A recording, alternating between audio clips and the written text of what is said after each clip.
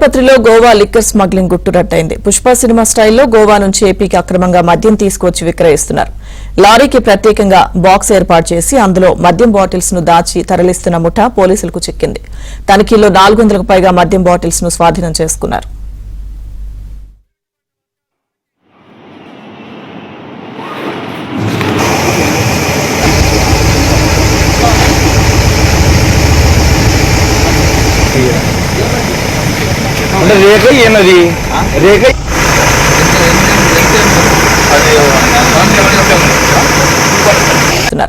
లారీకి ప్రత్యేకంగా బాక్స్ ఏర్పాటు చేసి అందులో మద్యం బాటిల్స్ ను దాచి తరలిస్తున్న ముఠా పోలీసులకు చిక్కింది.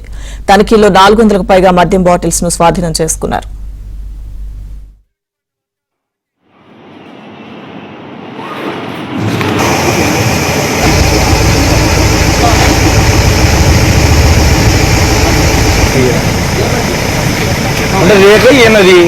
రేఖ